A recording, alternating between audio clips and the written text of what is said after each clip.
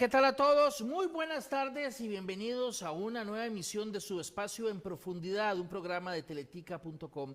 Hoy vamos a tener un programa especial, vamos a tocar dos temas, pero antes quisiera comentarles una noticia de última hora.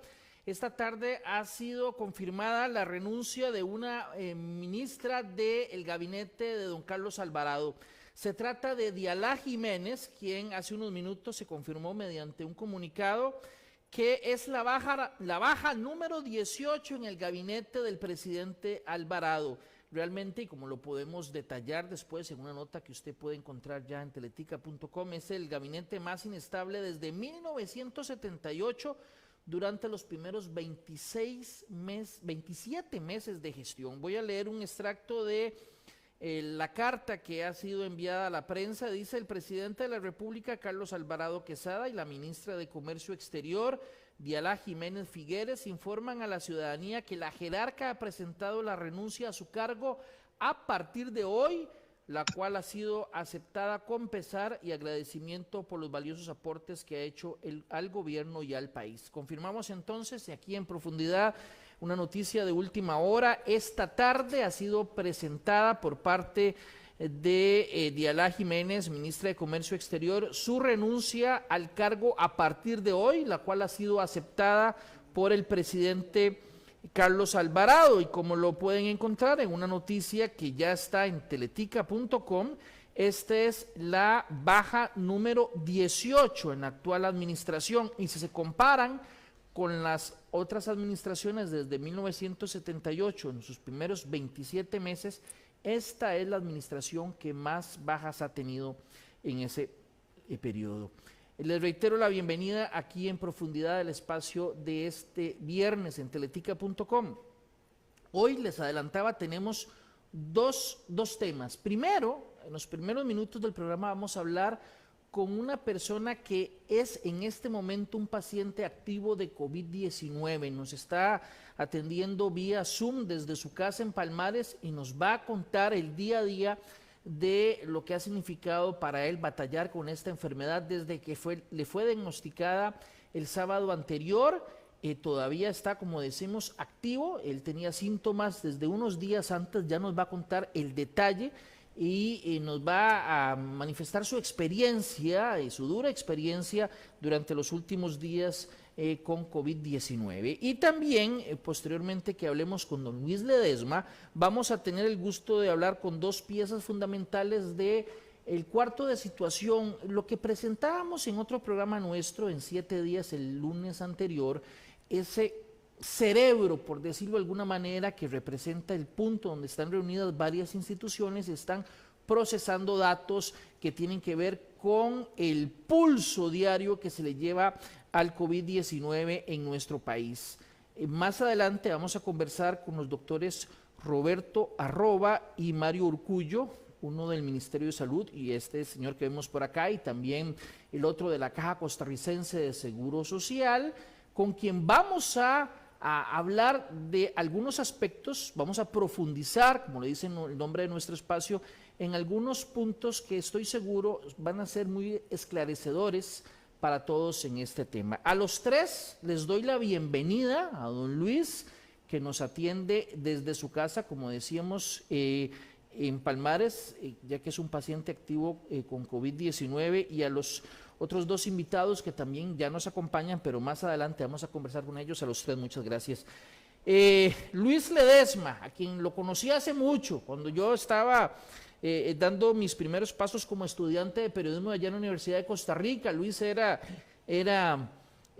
funcionario de Canal 15 en ese entonces, y lo recuerdo que fue prácticamente el primer camarógrafo con el que tuve que aprender parte de esta profesión. Un gusto saludarte, Luis. Por redes sociales enviaste un mensaje hace un par de días confirmando que eras COVID-19 y contando tu historia. Es un gusto realmente para nosotros que nos acompañes acá en profundidad para hablar de este tema. ¿Cómo te sentís en este momento?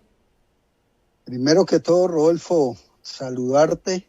Hace mucho tiempo que no nos veíamos y sí, recordando esos viejos tiempos allá en Canal 15 UCR. Pues ha sido muy duro y durante esta etapa la vida ha cambiado totalmente, la forma de pensar. Te puedo contar que todo inició este martes, hizo 8 días. Eh, Me encontraba ya fuera de mis labores cuando empecé a sentirme mal, empecé a sentir un dolor de cabeza, los ojos rojos, me ardía la vista, eh, también la garganta, no podía casi ni hablar, me dolía el pecho y empecé con una temperatura muy alta, por lo cual llegué a mi casa ese día a descansar. Me decidí el miércoles irme a la clínica de Palmares para que me hicieran un chequeo, ya que soy de alto riesgo, diabético, hipertenso, asmático. Y entonces me hicieron el examen y de una vez me dejaron 3 días en espera para ver el resultado, el cual llegó el cuarto día, que fue sábado, y es un miedo, ¿verdad? Es un temor, pero cuando te dan la noticia, todavía es más duro porque vos te quebrás emocionalmente, se te viene todo el mundo encima, o sea, estás como entre la espada y la pared, Rodolfo.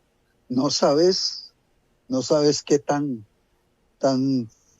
seguro estás con todas las noticieros, las informaciones que vemos todos los días, la conferencia de prensa de Casa Presidencial. Entonces vas guardando todas esas informaciones y cuando sos una víctima de COVID, ¿verdad? Entonces todo ese panorama lo empezás a vivir en carne propia. Vos dijiste, empezaron los síntomas, de repente las molestias. En ese momento, me imagino, uno no piensa necesariamente esto es COVID, sino que puede pensar, puede ser cualquier cosa. ¿Eso pasó por tu mente o desde el inicio dijiste, qué raro este síntoma, me preocupa? No, yo pensé que era tal vez como una quiebrahuesos o alguna gripe ahí fuerte, de esas que regularmente te dan, ¿verdad? Hasta que decidí irme a hacerme el chequeo a la clínica y ya hablando ahí con los doctores y todo, me decían que muchos de los síntomas que tenía sí eran de COVID, que no podían estar seguros de que fuera hasta no tener el resultado, pero que todos los síntomas sí eran de COVID, por ser una persona de alto riesgo, Rodolfo. Te lo confirman después el examen y vamos a ver, ¿cómo era tu visión de la enfermedad antes de que te lo dijeran? Hay mucho que se ha dicho, hay gente que minimiza la amenaza, otros pues han reiterado que es de peligro, pero ¿cómo cómo la veías vos antes de que te dijeran sos positivo a COVID-19?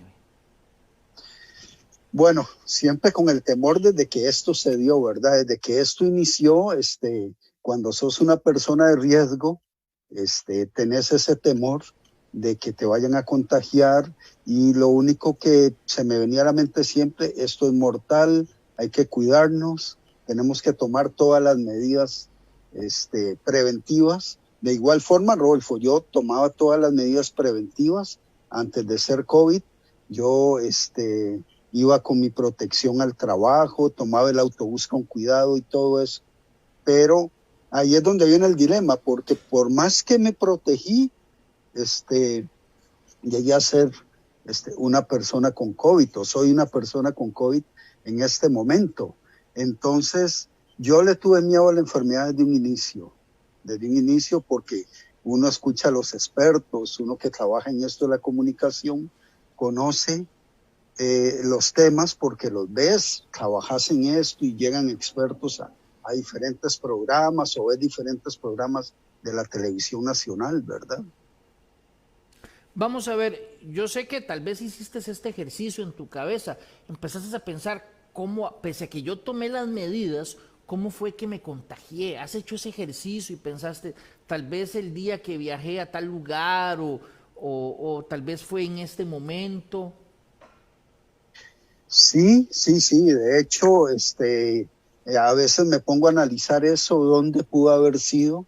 el contagio, pero es muy difícil, Rodolfo, es muy difícil de que llegues al punto, porque puede haber sido que estuviste hablando con alguien que era asintomático o sintomático, ¿verdad? Y la persona igual, inocentemente, porque esto, Rodolfo, esto es una enfermedad.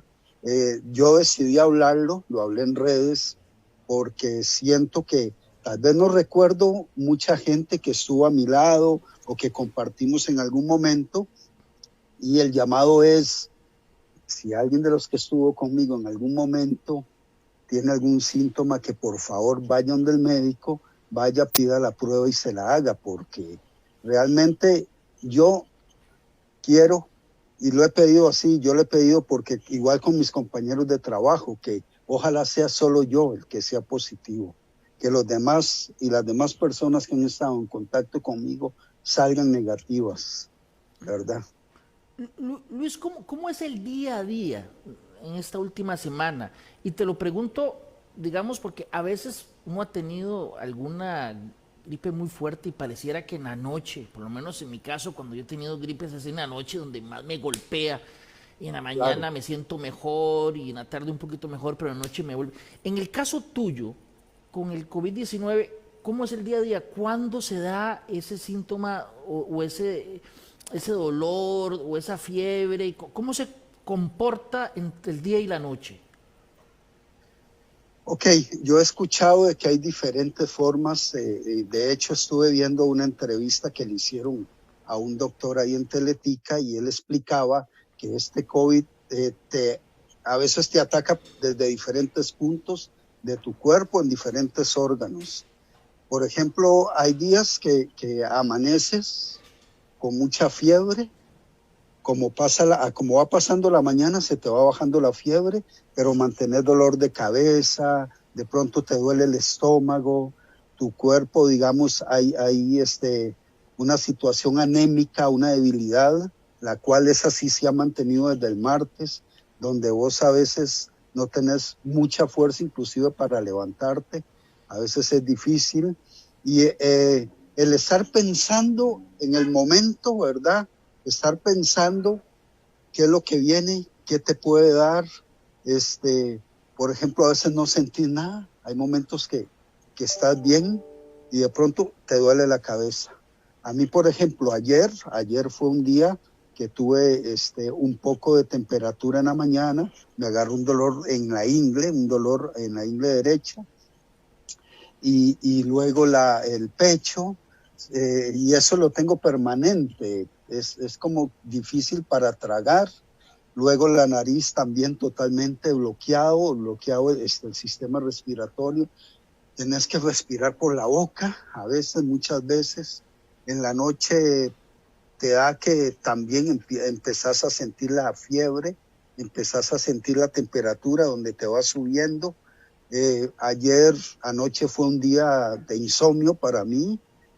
Yo he estado durmiendo estos días atrás bien. Anoche me fui durmiendo tipo 1:30 de la mañana, amanecer hoy. Hoy amanecí con mucha calentura, amanecí con mucha tos en la mañana, me di un ciclo de tos hasta con flemas, el dolor aquí en el pecho, el malestar, a veces te duele muy fuerte, a veces te duele suave, ¿verdad?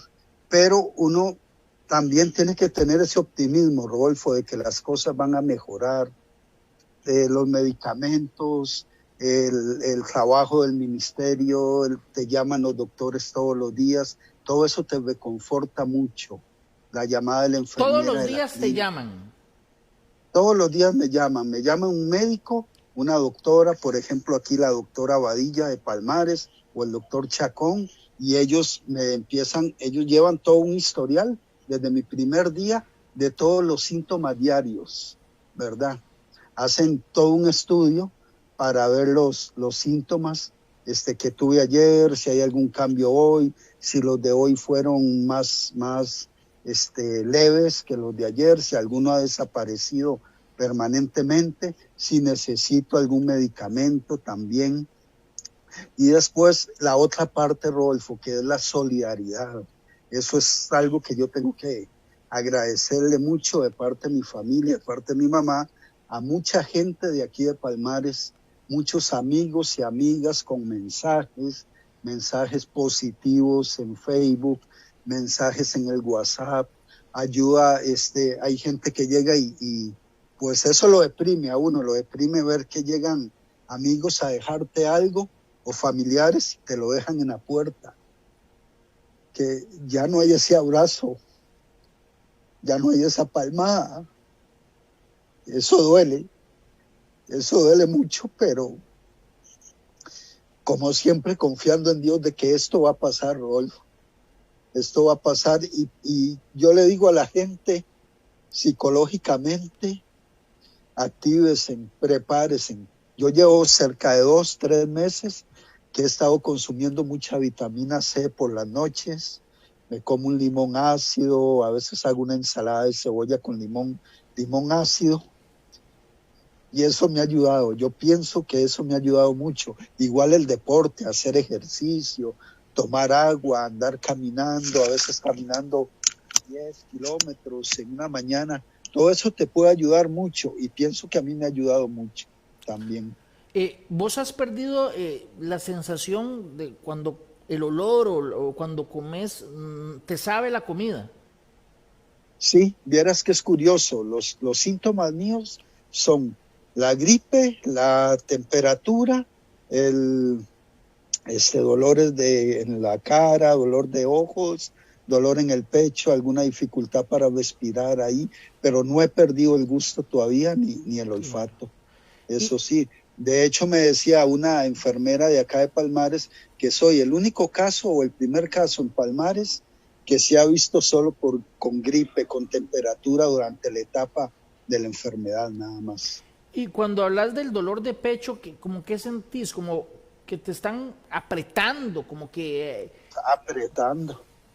Claro, sentís el dolor acá, te duele y tenés que jalar aire para poder respirar. Bendito Dios que todavía puedo respirar por mí mismo, ¿verdad? Que eso es una de las cosas que yo agradezco a Dios porque no he ocupado ni siquiera ir a un hospital, gracias a Dios.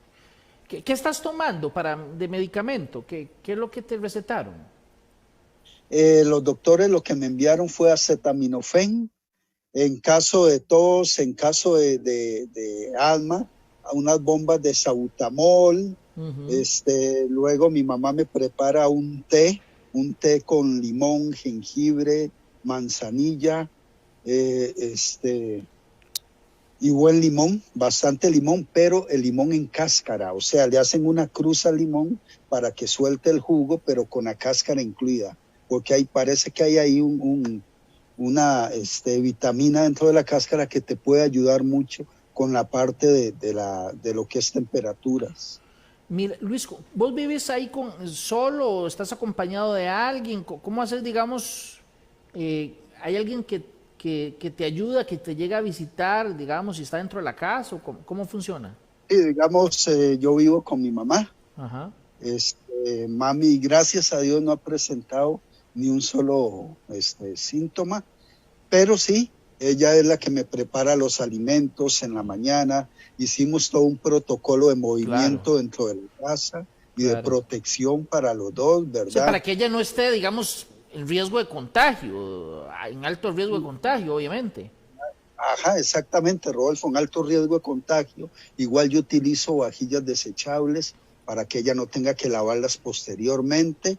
Cuando voy a ducharme, después de la ducha, yo mismo aseo el baño, me baño luego de que ella se bañe. Claro. En mi cuarto también yo me encargo de asearlo, de echarle el cloro, de echarle el desinfectante, y así hemos estado. Salgo a la sala de la casa solo para ir al baño o ir a recibir algún alimento. Hay una mesa en la entrada del cuarto, claro, la cual mami me deja ahí los alimentos, ¿verdad? Claro, porque existe el temor de enfermar a tu mamá, evidentemente es parte de la preocupación que vos tenés. Totalmente. Uno va saliendo ya de esto, pero está pensando en ella, ¿verdad? Claro. Vos me imagino que has tenido lo que llamamos una quiebrahuesos, ¿verdad? Una gripe de esas fuertes. ¿Vos la compararías con esto? ¿O es peor estos síntomas? ¿Parecida a una Te quebrada? cuento, mira, prácticamente lo que he sentido de una quiebrahuesos este, es el dolor de cuerpo, la calentura, tal vez un poco de tos y ya, y listo. Pero nunca he sentido como ahora, digamos, la parte esta anémica, que vos te sentís débil totalmente durante todo el día, tenés algún malestar permanente, es que es permanente alguno de los malestares que vos tenés. En algún momento se quitan, pero eso es como 5 o 10 minutos al día y luego te vuelven de nuevo otra vez los síntomas. Esto es, para decirte algo, como tener 3 veces en un solo golpe la quiebrahuesos. Así lo tomo, Rodolfo. Luis, ¿qué le dirías vos a la gente que dice, a mí no me va a dar, o esto es cualquier cosilla, o yo soy joven y tal vez sentiré algunos síntomas unos días y, y nada más, o gente que dice, esto ni siquiera existe? ¿Qué le dirías vos a quienes plantean eso? Mira, yo lo que le diría a la gente es lo siguiente, cuando uno tiene esto, uno desea de que todas las demás personas no pasen por esto.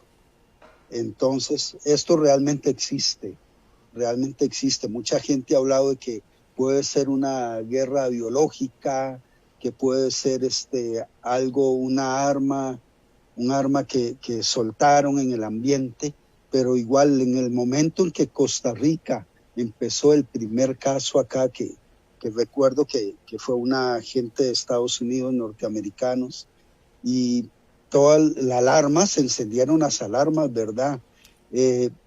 Pues la gente empezó a tener ese temor. Nunca, Rodolfo, me imaginé yo en la vida usar una careta. Nunca me imaginé tener que andar con esto durante las 24 horas del día prácticamente, ¿verdad? Yo lo que le digo a las personas es lo siguiente: pídanle a Dios que ustedes no sean víctimas de esto. Cuidémonos entre todos, cuidémonos a nuestras familias, cuidemos a nuestros hijos, a nuestros adultos mayores principalmente. Y esto existe y esto está matando a la gente. Es verdad, está matando a la gente. Hay mucha gente que no cree porque tal vez no, su familia no ha sufrido algún familiar o no lo han sufrido en carne propia, pero gente, esto existe y por favor, cuídense, cuiden a la familia, querámonos todos, cuidémonos entre todos, Luis, de verdad. ya para terminar, ¿qué es lo que más extrañas vos desde antes que se diera todo esto?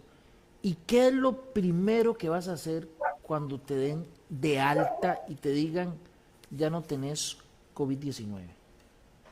Uh-huh.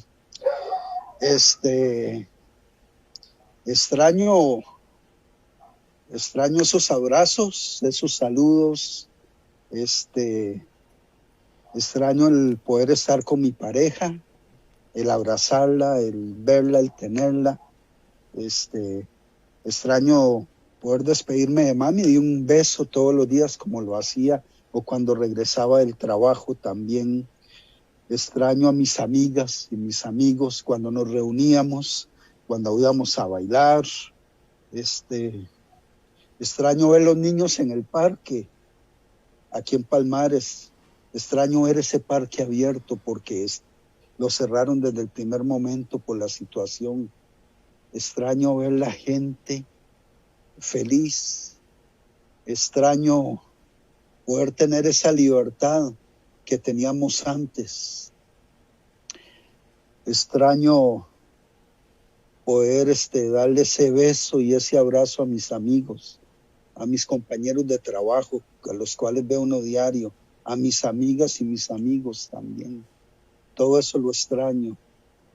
Esto ha hecho que se haya perdido la libertad, la independencia de todas las personas. Esto cambió la vida completamente de todos. Y lo primero que voy a hacer el día que me digan que ya no tengo COVID es iniciar, Rodolfo, iniciar por mi trabajo una serie de testimonios, hacer una serie de testimonios en televisión, en redes, y el primer testimonio va a ser el mío, para que la gente siga creyendo, para que la gente sean más seguros, para que la gente vea que esto existe, para que no haya más víctimas, para que nos cuidemos todos. Porque igual, Rodolfo, aunque yo lo deseo, el día que me digan que ya no tengo COVID, poder darle un abrazo a mami no se lo puedo dar todavía. Claro. Ni puedo darle ese beso. Claro. Luis, Marta Murillo dice, gracias por el testimonio, Dios primero tengas pronta recuperación. Dice Lorena, Dios cuide mucho a tu mamita, bendiciones, Luisito, ya pronto todo pasará. Dice Mila Vega, Luis, eres un hombre de fe y vas a salir bien con todo. Vilma Quesada también manda un mensaje y dice, Dios te bendiga, estás en mis oraciones, tu mamá, una gran madre, pronta recuperación. Qué triste, dice Inora Fernández, sabias palabras, mucha gente no cree. Un gran vecino, dice Nazaret, un gran ser humano, Luisito, que Dios te bendiga y te proteja siempre. Luis, esos son los mensajes que están muchos en nuestra cuenta de teletica.com en Facebook. Te invito a que una vez que terminemos el programa los repases. Por el momento claro, me despido de vos, de verdad, Luis, estás en nuestras oraciones, estoy seguro que gracias, pronto esto va a pasar y que vamos a tener pronto buenas noticias de vos. De verdad, muchas gracias, Luis, por acompañarnos. Amén, gracias a vos, Rodolfo. Un abrazo. Un abrazo. Era Luis Ledesma, un paciente activo de COVID-19 que nos dio su testimonio acerca de lo que está viviendo. Él fue diagnosticado apenas hace una semana con COVID-19, tenía los síntomas desde unos 3 días antes y como ustedes ya lo escucharon, pues ha tenido sus altibajos a partir de los síntomas de esta enfermedad y pues bastante conmovedora la historia. Vamos a hacer una pequeñísima pausa comercial porque cuando regresemos vamos a conversar con dos piezas fundamentales del cuarto de situación, ese cerebro donde se está llevando el pulso al COVID-19 en Costa Rica. No se despegue de esta transmisión, ya casi volvemos con el doctor Roberto Arroba y también don Mario Urcullo para hablar de lo que ocurre en este cuarto de situación y algunos detalles, estoy seguro, muy interesantes para ustedes. No se despegue. En julio, más de 42 millones de páginas vistas. Gracias.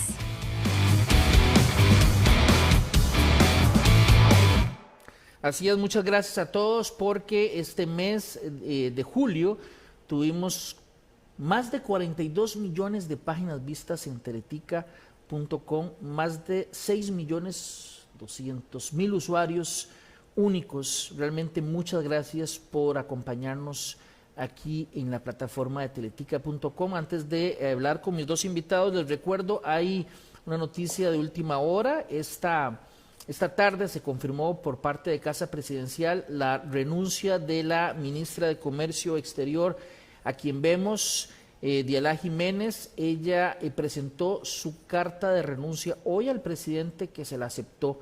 Así que más detalles acerca de esta dimisión, que sería la salida número 18 del gabinete de Carlos Alvarado desde que empezó su gestión. Más detalles usted los puede encontrar en teletica.com a partir de este momento.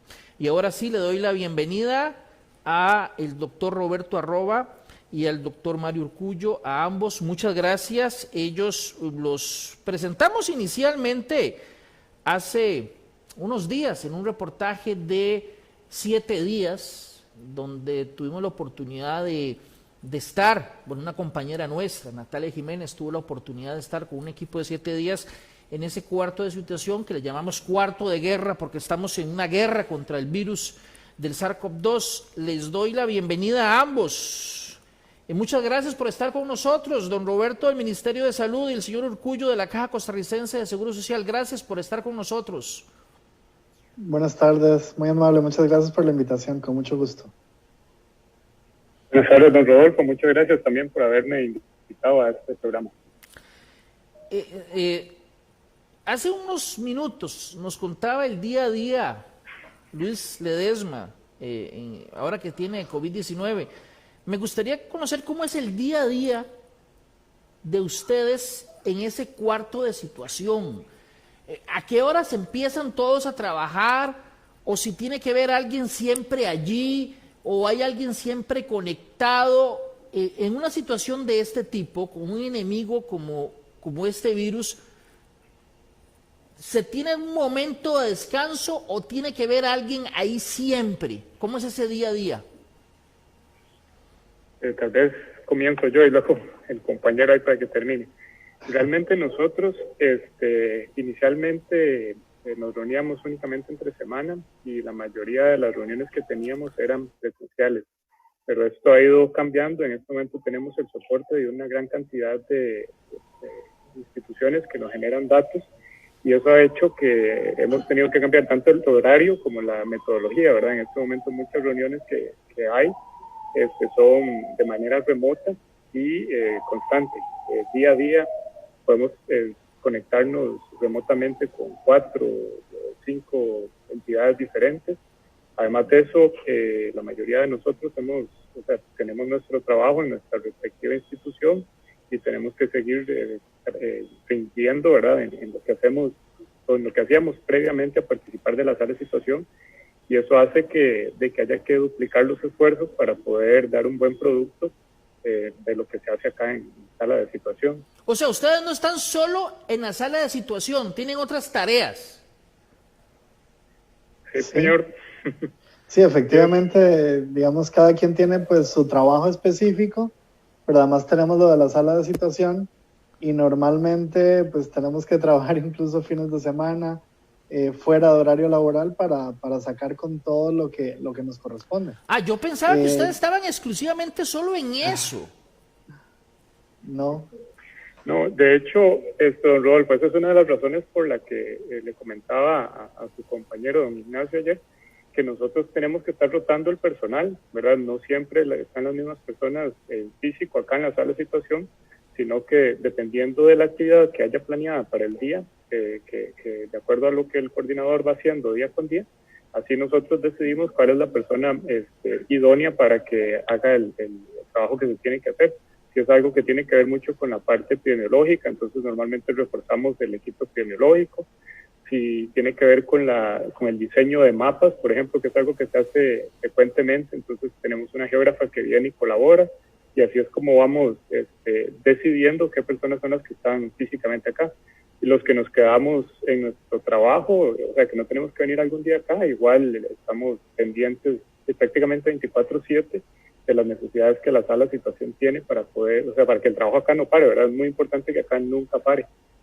Eso para complementar lo que dice Mario, bueno, en el caso de los compañeros de la caja, en el caso del ministerio, estamos físicamente 3 personas y normalmente somos los mismos 3 y nosotros sí nos rotamos, tenemos que estar ahí de lunes a viernes. ¿De qué hora ¿verdad? a qué hora? Pero, bueno, empezamos 8 de la mañana usualmente y hay días que sí empezamos incluso antes, 7:30 de la mañana, y al principio cuando estábamos en el inicio de la sala salíamos 8, 9, incluso 10 de la noche, y ahora pues estamos llegando a una meseta en donde ya tenemos bastante construido y el horario pues de salida puede ser 4, 5, 6 de la tarde. Claro. Sí. Les pregunto, ¿ustedes tienen un protocolo por si Dios no lo quisiera, pero digamos, se detectaran casos de COVID-19 en la sala de situación? ¿Quién lo sustituiría? Porque ahí sí sería complicadísimo, ya que es un grupo que si bien se turna, pero podrían estar expuestos los mismos en esos cambios al virus. ¿Existe algún protocolo? ¿Qué pasaría si se detecta un caso positivo allí? ¿No puede mandarlos a todos a cuarentena o qué pasa? Sí, en realidad nosotros cuando estamos en la sala todos estamos con nuestro equipo de protección personal, careta o mascarilla, y tenemos la distancia entre las personas. Entonces, en realidad sí que estamos cumpliendo a rajatabla con los lineamientos. No hemos pensado que nadie se vaya a enfermar, aunque sabemos que, claro, saliendo del trabajo, pues uno en su burbuja personal, social, podría eventualmente tener contacto con alguna persona. Pero aquí el mensaje es claro: si nosotros cumplimos los lineamientos, si usamos el equipo de protección personal, si nos lavamos las manos, si mantenemos el distanciamiento, la probabilidad de que nos vayamos a enfermar es muy baja. Entonces, contamos con eso, que todos cumplimos con esto, tenemos nuestra parte de responsabilidad y es la manera como trataríamos de que no vayamos a tener algún enfermo en la sala. O sea, si se detecta un caso positivo, no necesariamente mandarían a todos a cuarentena, no necesariamente, por lo que me están diciendo. Habría que hacer el posible... No, yo le voy a contar una historia anecdótica y luego le voy a contar que la respuesta seria a lo que usted me está diciendo. Al inicio, cuando nosotros llegamos acá, nos dijeron que si uno salía positivo, como arriba justo del salón en el que estamos hay un hotel, que íbamos todos para el hotel y que nos iban a dejar 14 días aquí guardados mientras cumplíamos la cuarentena. Eso fue los primeros días, eso nos dijeron. Pero ya hablando en serio, en realidad eso es parte del mensaje muy importante que día a día dan las autoridades de salud, que usted puede estar en contacto incluso con compañeros de trabajo que no saben que tengan la enfermedad y por lo tanto es imprescindible cuidarlos siempre, o sea, asumir que las personas que están a nuestro alrededor son posibles positivos, y creo que ese es un mensaje muy importante, no solo para contestar su pregunta, sino un mensaje para todas las personas que trabajamos con otros compañeros dentro de salones o dentro de oficinas, que la protección debe ser siempre. Y en ese caso, como usted mencionaba, si alguno de nosotros saliera positivo, no habría necesidad de mandarlos a todos para la casa, dado que las medidas de protección se han cumplido y nosotros tenemos que ser el ejemplo, ¿verdad? Y como lo decía Roberto, es algo que se toma muy, muy en serio dentro de lo que es la sala de situación, porque además sabemos la responsabilidad de las cosas que aquí se hacen. Yo quería complementar, si me permite, nada más lo que está diciendo Mario, con el caso de don Luis. Recordamos cuando él empezó su testimonio, que mencionaba que él se cuidaba, que él usaba el equipo, y sin embargo se enfermó, se contagió. En algún momento pasó algo, que tuvo contacto con alguien que tenía el virus y enfermó. Entonces, todos tendríamos que asumir que las personas con las que tenemos contacto son positivas por COVID. Si nosotros pensamos así y usamos el equipo de protección y guardamos la distancia y usamos otros procedimientos que hemos mencionado, pues es muy probable que la tasa de contagio sería muy baja. Claro. Aquí hay varios mensajes ya. La familia Villegas dice: saludos, doctor Mario Urcullo, mucha fuerza, porque sé que su trabajo ha sido más que duro, dice la familia Villegas. Aquí le mandan un mensaje específicamente a don Mario. Me imagino que ustedes han recibido mensajes positivos, pero también yo he visto una generalidad de mensajes también que plantea, hay un reclamo que yo lo he visto y plantea un escenario que es, y ellos están ahí recibiendo su salario y pareciera que no les preocupa lo que ocurre en el ámbito económico. Ustedes en el programa de 7 días explicaron ampliamente que están muy conscientes de eso, pero les pregunto, ¿se están acostumbrando ya a estas críticas que se ven mucho en redes sociales o todavía les afecta, les impacta, los desanima algunos comentarios como esos que dicen: ustedes están ahí ganando su plata y no les importa lo que pasa afuera? Bueno, yo lo voy a contestar desde el plano personal. A mí todavía me afecta y espero que nunca me deje de afectar. El tener conciencia de la situación incómoda o de las penurias que están pasando algunas personas. Yo incluso tuve la oportunidad, previo a estar aquí en Sala de Situación, de andar por la zona costera del país, igual en una gira del trabajo, y ver los lugares que normalmente tenían mucha vida completamente cerrados. La gente sí la está pasando muy mal. Nosotros, y eso es un mensaje para los compañeros de la sala de situación, que sé que también están oyendo y viendo el programa, a nunca perder esa sensibilidad. En el momento que nosotros perdamos esa sensibilidad por la gente que la está pasando mal, vamos a estar haciendo mal nuestro trabajo acá. Eso nunca puede ocurrir. Y claro, pero, creo que no está ocurriendo. Claro, pero don Mario, lo que yo le pregunto a usted, don Roberto, es si las críticas que reciben ustedes en lo personal muchas veces, que yo he visto que hasta los atacan en lo personal, les afecta a ustedes, totalmente, los desanima. Sí, totalmente. O sea, es feo. O sea, por lo menos, no sé, Roberto, pero en el plano personal, yo trabajo en un servicio de emergencias, además en una institución que es muy querida por los costarricenses, y más bien uno está acostumbrado a recibir comentarios positivos y la gente usualmente muy agradecida, y nunca me había tocado estar en este otro lado, digamos, de tomar decisiones donde algunas personas pueden salir lastimadas o donde algunas personas pueden salir perjudicadas. Entonces, sí, a mí me afecta y constantemente. O sea, es parte de las cosas feas de este trabajo que tenemos acá. Por suerte, la mayoría de las cosas son positivas. O sea, siento que de verdad lo que estamos haciendo, quisiera verlo así al menos, haya incidido mucho en que el país no haya llegado al colapso que nosotros hace unas cuantas semanas estábamos previendo que iba a ocurrir.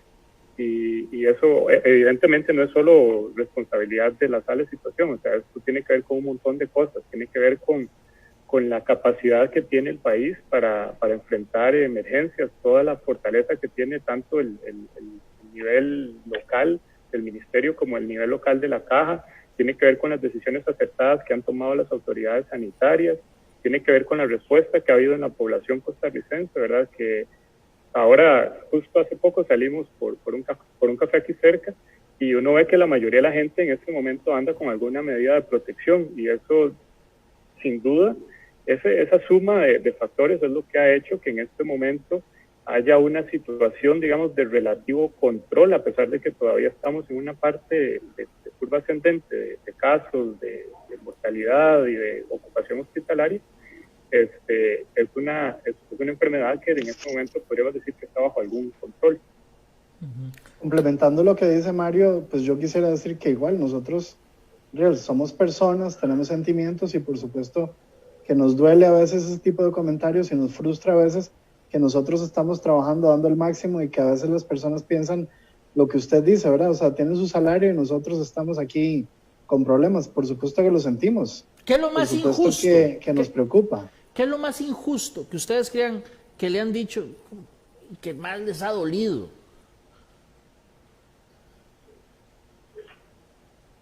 Bueno, yo podría referirme a varias cosas. En realidad, una de las entrevistas que hemos tenido esta semana, que después de la entrevista que ustedes nos hicieron, hemos tenido mucha visibilización en medios. Eso que usted mencionaba, ¿verdad? Que la gente dice, como él está ahí sentado recibiendo su salario, no piensa en nosotros que la estamos pasando mal. Y yo lo he insistido mucho en todas las entrevistas que nosotros sí lo consideramos, que en el plano personal y grupal es algo que nos afecta a todos, y a pesar de eso es algo que recurrentemente vemos en los comentarios que la gente hace, y siempre duele. O sea, siempre duele porque uno no lo hace con la intención de perjudicar a nadie, y eso puede usted tener la completa certeza. O sea, estamos tratando de apegarnos lo más que se puede al método científico, hacer algo científico, pero sin perder de vista también la parte humana que toda epidemia, en este caso una pandemia mundial, tiene, y toda la gente que está pasando la situación mal. Y mañana, tarde, noche y madrugada, yo, y no dudo que los compañeros igual, le damos vuelta a ver cuál es la mejor manera de poder que todos los efectos que esto está teniendo sobre la parte social, sobre la parte económica, inclusive sobre la parte familiar, ¿verdad? Como lo mencionaba muy bien ahora el señor Ledesma, es súper acongojante para nosotros, ¿verdad? El saber que decisiones que se toman a raíz de los datos que nosotros generamos les puedan afectar. Y como le digo, es una frustración de que a pesar de que uno lo dice, y lo dice quizás con la convicción de que estoy diciendo lo que siento, a veces creo que el mensaje no se percibe como algo real, y no sé, eso es como frustrante y doloroso a la vez.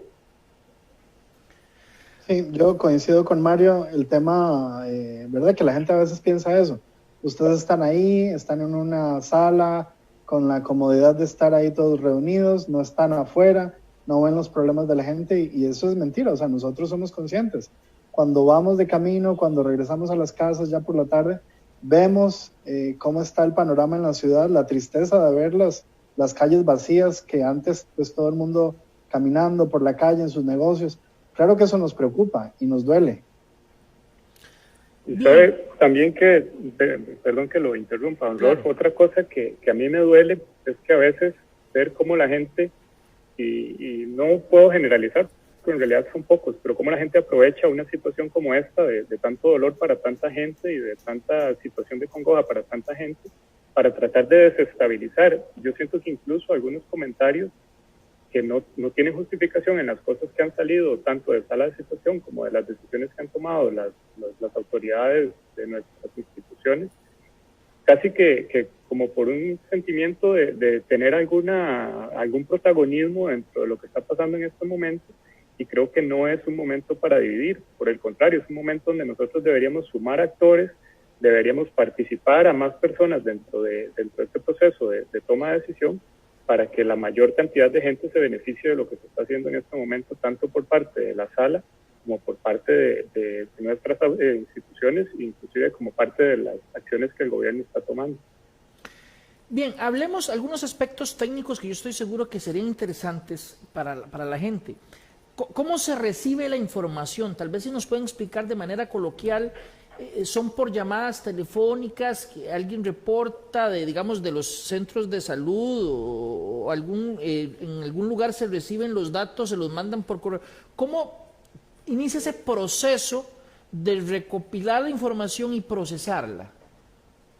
Tal vez me refiero yo a la parte del ministerio y Mario puede hablar de la parte de la caja, ¿verdad? Básicamente contamos con lo que se conoce como vigilancia epidemiológica, y el Ministerio de Salud cuenta con una boleta que se llama la boleta VE01 de vigilancia epidemiológica para reporte de las enfermedades, reporte obligatorio de estas enfermedades, en particular esta de COVID.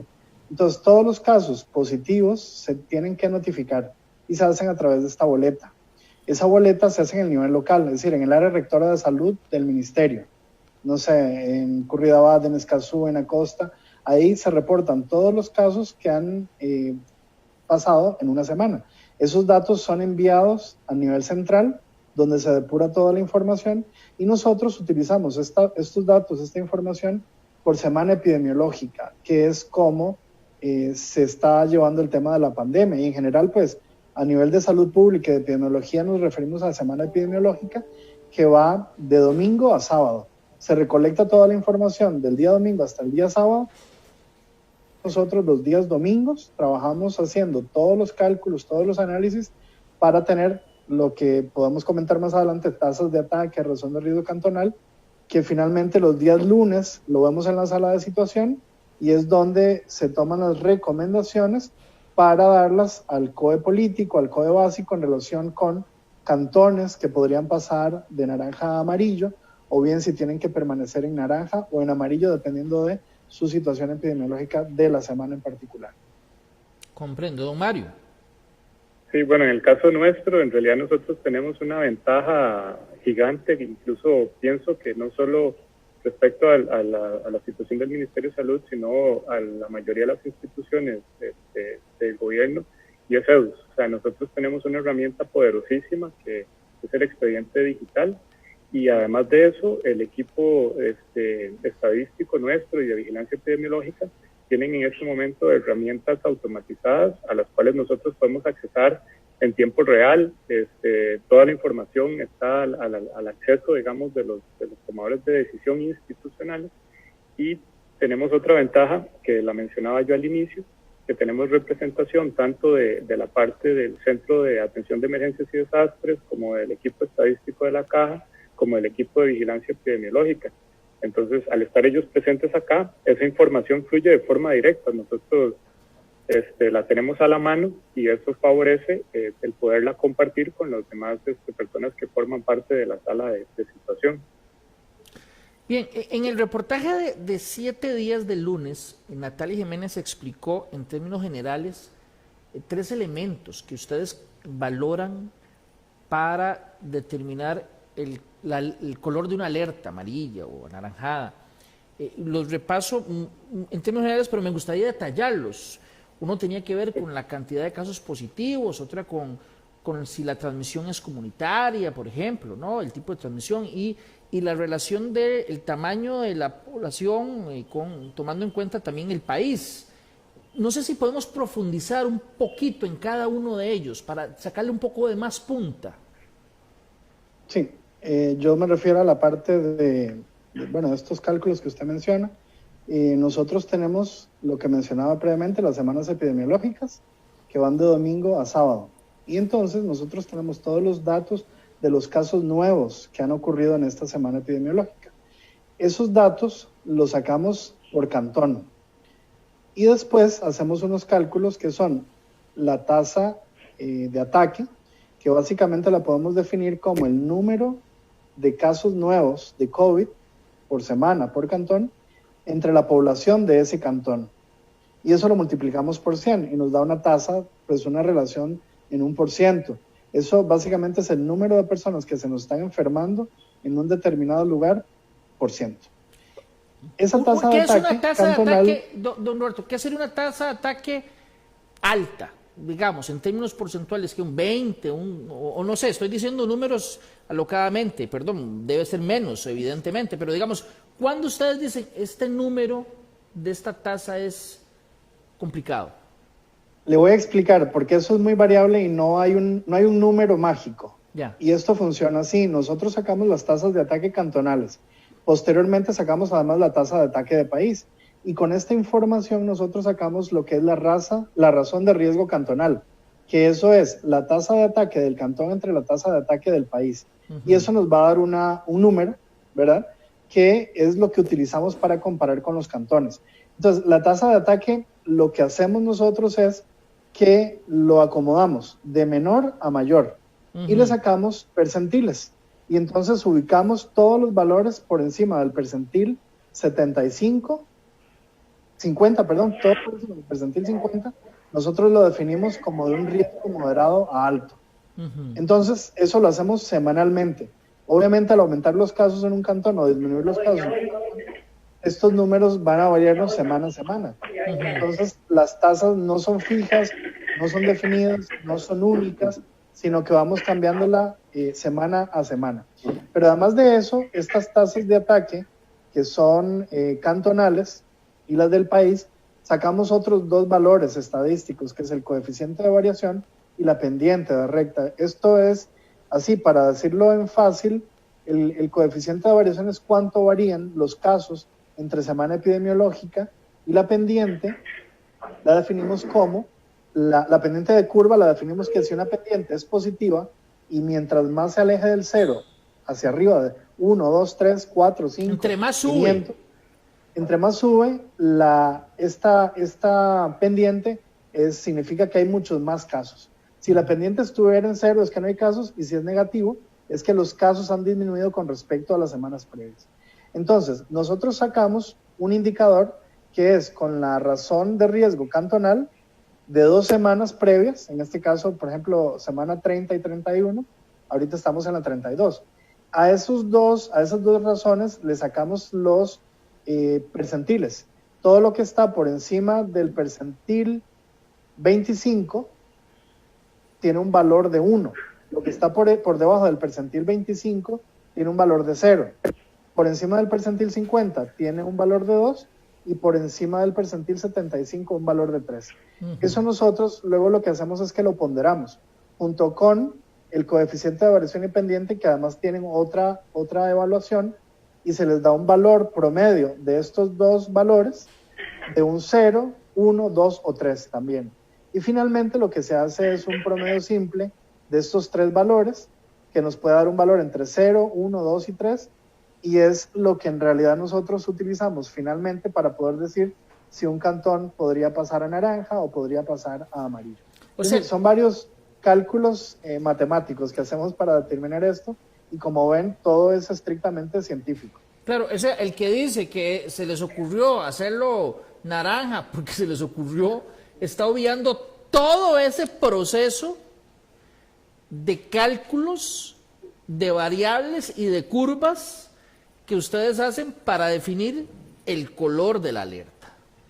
Exacto, y además de eso, otra cosa importante es que tenemos, esa es la parte cuantitativa, que los números ahí no nos fallan, ¿verdad? Eso es.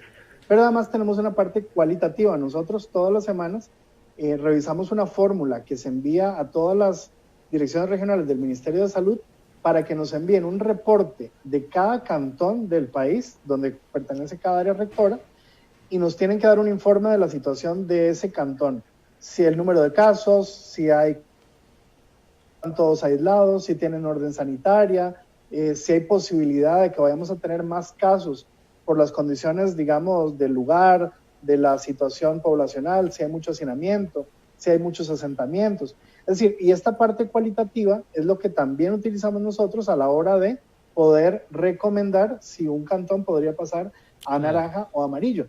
Entonces, ¿qué es lo importante de esto? Que a veces la gente dice, es que ellos están ahí, solo ven números y con los números nos dicen y nos encajonan en naranja o en amarillo.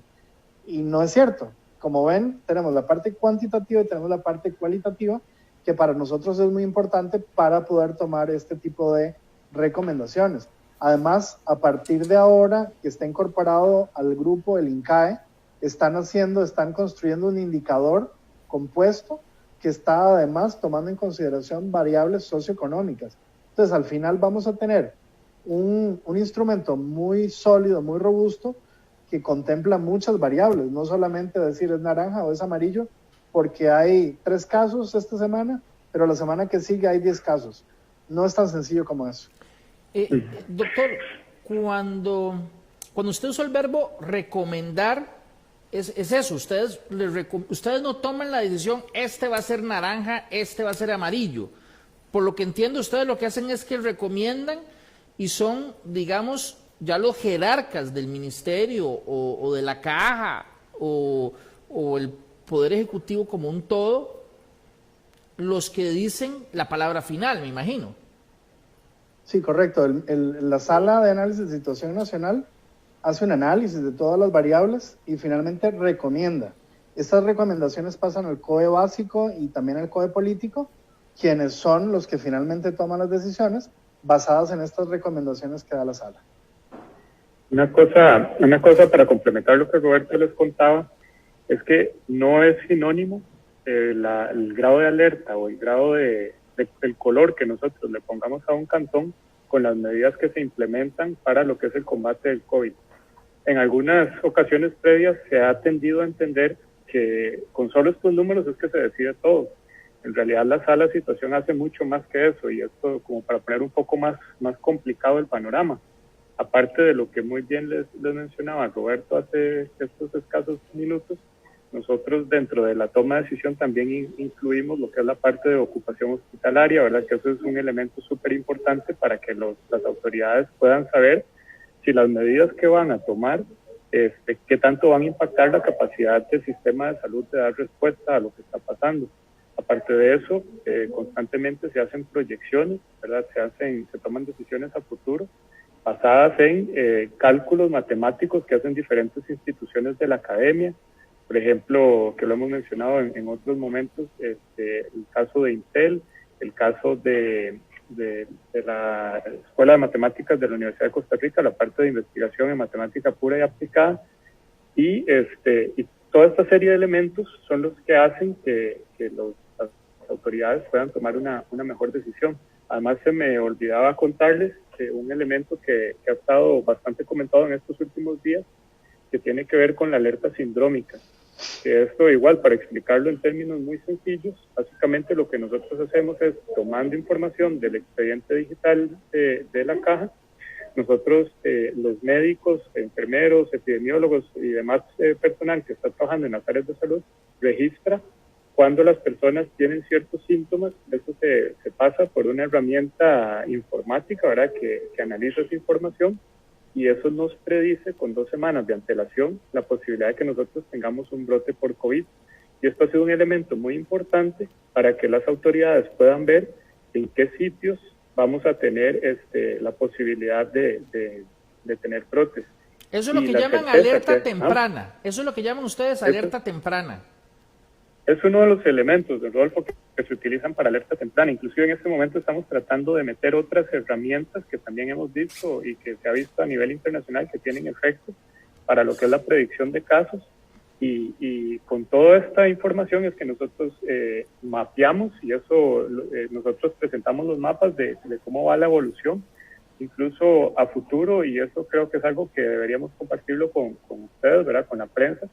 Quisiéramos tener la posibilidad de ver la representación de esa alerta temprana que nosotros damos con lo que pasa en la realidad semanas después, porque la coincidencia ha sido bastante alta. De hecho, el experto en esto, que es don Marvin Cervantes, que trabaja para la CAA, él incluso nos dijo que la precisión que en ese momento tenemos es de un 82%, que los mismos epidemiólogos y estadistas que trabajan con nosotros acá nos han dicho que para una herramienta predictiva es un porcentaje súper alto. O sea, que es un lujo tener una herramienta que nos permita tomar decisiones anticipadamente con una certeza tan alta para lo que es la predicción de casos. Pero en todo lo que usted me dice, don Mario, uno perfectamente podría comprender entonces, si fuera el caso, que se decrete alerta naranja para un cantón a partir de una alerta temprana, tal vez. Sí, viera que eso ha sido un poco complicado. O sea, en este momento nosotros lo que hemos tratado de ver es cuál es el peso ideal que tienen cada una de estas herramientas que nosotros estamos tomando o más bien tomando en cuenta para generar los datos que pasamos a los tomadores de decisión. ¿Cuál es la fórmula ideal? Porque, bueno, esto es una enfermedad nueva y los indicadores que se han estado generando, parte de los científicos matemáticos y epidemiólogos que nos colaboran, hemos ido haciendo diferentes, como ponerle diferentes pesos a cada una de las herramientas, saber cuál es el índice ideal para esa toma de decisión. Como no hay una fórmula mágica, lo que hemos estado haciendo es presentando escenarios, ¿verdad? Entonces nosotros lo que hacemos es modelar diferentes escenarios y incluso 6 escenarios o más escenarios para que los tomadores de decisión tengan un panorama amplio de dónde tomar la decisión. Entonces ver cuál es el efecto por ejemplo, un efecto de algo muy cotidiano es si cerramos tantos días y abrimos tantos días y cerramos estas cosas y abrimos estas cosas, ¿cuál va a ser el efecto que eso va a tener sobre la ocupación en los hospitales o sobre la mortalidad por COVID? Y con eso es que se hace el proceso de toma de decisión. Este mecanismo que ustedes... Para complementar... Sí, señor. Perdón, quería complementar lo de la alerta sindrómica y quizás explicar. Un síndrome es un conjunto de síntomas que nos van a dar alguna enfermedad. En este caso, la alerta sindrómica en este momento está usando 2 síntomas, que son tos y fiebre. Y eso pues nos ayuda mucho a predecir, como bien decía Mario, en este caso de COVID, que sus principales manifestaciones son tos y fiebre. Sí, es una alerta, digamos, de un problema respiratorio. Puede ser una influenza, por ejemplo, ¿verdad? Pero me da los síntomas. Pero dentro de ese grupo de posibles enfermedades está COVID-19. Entonces, me dice, aquí hay algo que está generando la alerta desde ahorita. Podría ser COVID-19 o podría ser otra enfermedad, pero atentos porque se está dando este fenómeno. Exacto, eso mismo fue lo que pasó ahora en esta semana, el miércoles, cuando se dieron las alertas de los cantones. Si ustedes recuerdan, a Limón se le dijo y a Pocosí están en amarillo, están en alerta amarilla en este momento, pero ojo, tienen alerta sindrómica para las próximas 2 semanas. Eso quiere decir que en las próximas 2 semanas podríamos tener un brote de COVID o de influenza o de alguna enfermedad respiratoria en la zona zona atlántica del país, y eso claramente es una llamada de alerta para los alcaldes, para que ellos, como tomadores de decisiones del nivel local, del nivel municipal, tomen esto en consideración y le puedan decir a su población: señores, ojo el equipo de protección, ojo el lavado de manos, ojo el distanciamiento. Si tenemos los comercios abiertos, el tema de guardar todas las recomendaciones, porque si no, finalmente podrían pasar a naranja, y es cuando todos los alcaldes están reclamando, porque dicen, ¿por qué nos ponen en naranja? Bueno, esta alerta sindrómica va a servir para eso, para ponerlos en alerta con anticipación suficiente, para que si después tienen un número importante de casos de COVID, sepan que fue porque tenían esto y probablemente no hayan hecho lo suficiente para que no aumentaran los casos, para que disminuyeran los casos. Este sistema, no solo esta alerta, sino toda la forma en cómo están trabajando, ¿es propia, fue diseñada aquí por las instituciones o digamos se tomaron ideas o métodos o sistemas que se utilizan en otros países? No sé si... Las dos cosas, un poco de ambas. De hecho, en esta que estamos hablando de alerta sindrómica, es una herramienta que se ha utilizado incluso en la parte de la atención de lo que es bioterrorismo. Cuando un presidente, por ejemplo, de los Estados Unidos, que es de donde nosotros trajimos la idea al país, bueno, de hecho fue el doctor Roy Wong el que la conoció por primera vez y lo adaptó, digamos, con un modelo que se comparó contra la que estaba en Estados Unidos. Cuando ellos hacen giras dentro del país o fuera del país, ellos utilizan una herramienta de alerta sindrómica para detectar la posibilidad de aparición de casos que tengan relación con bioterrorismo. Entonces, claro, cuando nosotros, el compañero vio esta herramienta, dijo, esto me sirve un montón para ver posibles brotes en ese momento de Zika, influenza y algunas otras enfermedades que nos estaban afectando, la importó, por decirlo así, al país, la probó, la comparó contra la herramienta que estaba en los Estados Unidos y se dio cuenta que la que se había diseñado acá tenía un alto éxito, ¿verdad? Que era prácticamente la misma probabilidad pronóstica que tenía, y así fue como se trajo, y ahora la estamos aplicando para COVID, como le mencionaba hace un rato, con un porcentaje de precisión altísimo. Claro. Señores, ¿alguna vez ustedes han hecho una recomendación y no les hicieron caso? En estos últimos días muchas. ¿Perdón? Muchas veces. En estos últimos días un montón. O sea, perdón, no lo digo la ciudadanía. Ustedes han hecho una recomendación como cuarto de situación y los tomadores de decisiones les dijeron, no señores, mejor esta no. Vea, la verdad es que sí, o sea, nosotros, el proceso de toma de decisión tiene que incorporar una serie de elementos, ¿verdad? No solo la parte que nosotros le generamos, sino que aquí intervienen una serie de otros factores, y precisamente por eso es que se pasa a un ambiente donde hay expertos, tanto desde la parte técnica como desde la parte política de diferentes instituciones y que son tomadores de decisión. Porque nosotros, como muy bien lo decía Roberto, lo que hacemos es generar datos, y son datos, digamos, muy bien fundamentados, pero al final de cuentas hay otros elementos que tienen que ver en la toma de decisión que no solo es los datos. Y yo usaba un ejemplo un día de estos que es muy válido, que es un ejemplo de la vida real, que fue en algún momento nosotros dijimos, si seguimos por esta línea vamos a tener un colapso del sistema sanitario en muy pocos días, necesitamos cerrar todo y necesitamos cerrarlo por muchos días. Y cuando nosotros presentamos eso a los tomadores de decisión, nos dijeron, vea, es que eso tiene un problema legal, o sea, nosotros no podemos cerrar el país por tantos días. Luego, toda la parte, digamos, socioeconómica, entonces ellos expusieron, vea, si nosotros hacemos esto, va a pasar esto, esto y esto.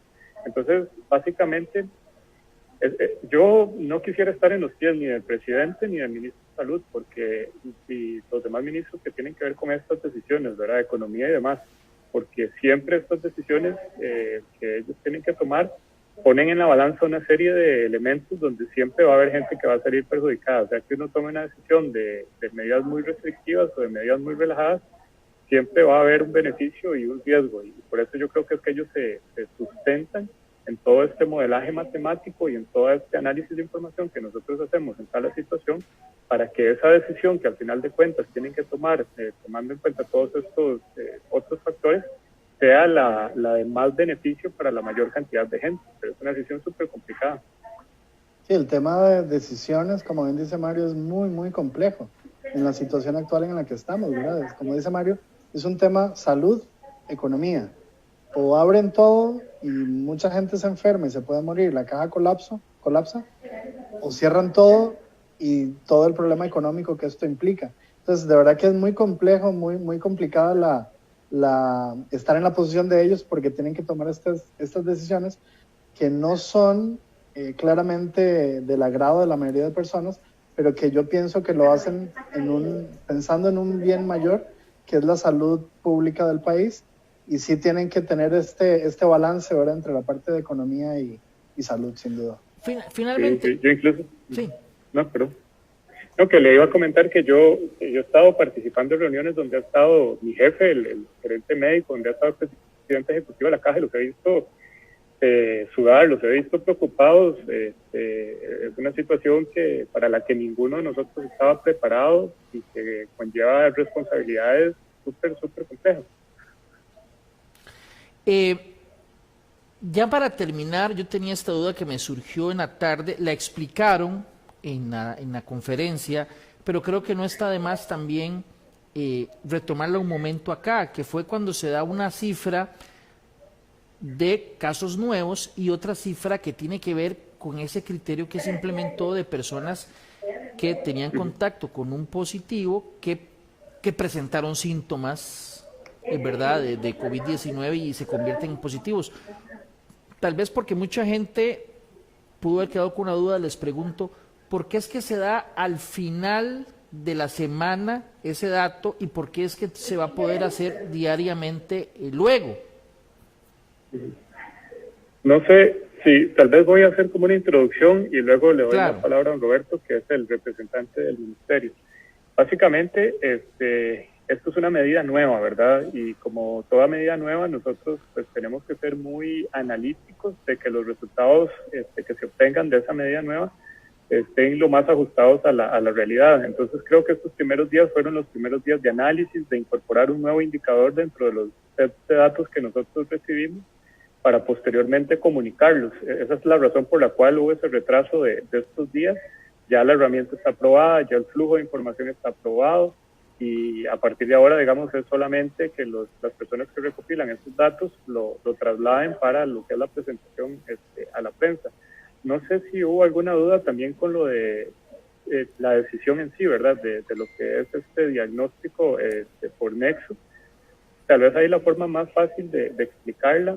Esto no tiene que ver nada con, bueno, evidentemente nos va a beneficiar en cuanto a la cantidad de muestras que se hacen, pero no solamente es por eso, es porque es para gente que convive con la persona positiva, donde la posibilidad de que si esta persona convive con alguien que está positivo por COVID y empieza con síntomas que son susceptibles de COVID, la probabilidad de que esté enfermo es muy alta. Entonces, así evitamos que esta persona tenga que trasladarse a un servicio de salud, la posibilidad de que infecte a personas en el viaje que hace hasta el servicio de salud, y como le digo, o sea, con una alta certeza podemos decir que esa persona va a estar positiva, por eso que se hace. No sé, Roberto. Sí, en realidad, pues vos ya mencionaste lo que era la respuesta en sí, y tiene que ver justamente con esto.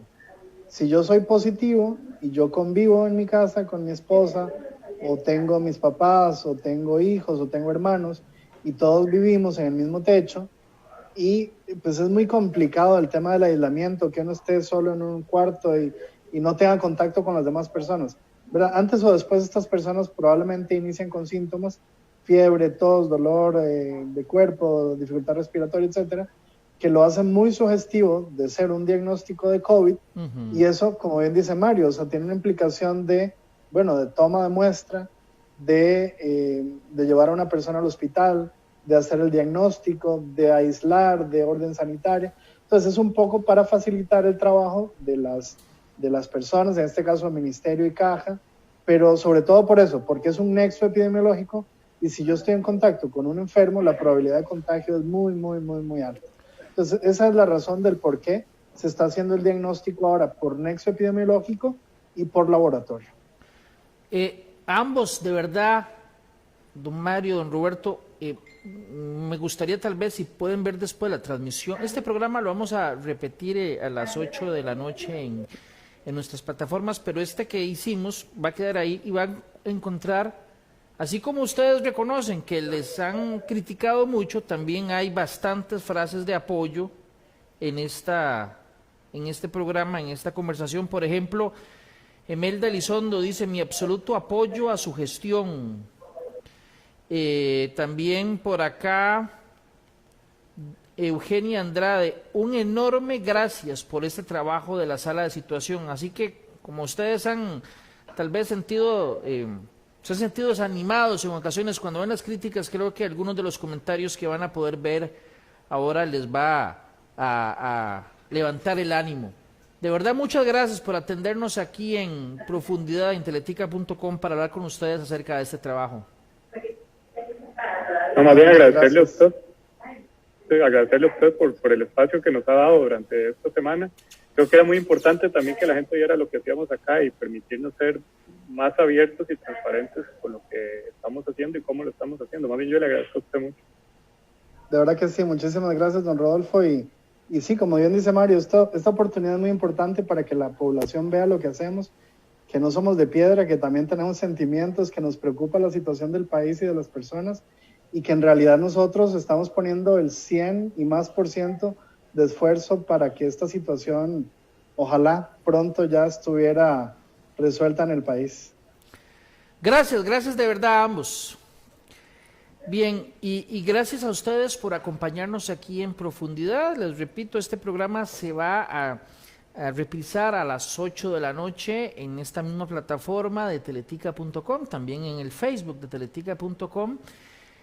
Les recuerdo el programa de hoy. En la primera parte conversamos con Luis Ledesma, un paciente COVID-19 activo, que da un conmovedor testimonio de cómo está todavía pasando esta enfermedad en compañía de su madre, cómo está evitando que su señora madre se contagie, porque él está en este momento activo, como les decía, cómo ha pasado las noches, los días, en fin. Yo creo que es un testimonio bastante interesante que si no tuvo la oportunidad de verlo al inicio del programa, lo invito a que lo repase, y lo va a poder encontrar en nuestro micrositio de En Profundidad, y también dentro de poco en este programa que se está transmitiendo por Facebook Live. Y la segunda parte del programa fue con dos de los encargados de la operación que se lleva en el cuarto de situación. Nos contaron también algunas de sus experiencias en este tema y cómo hacen su trabajo,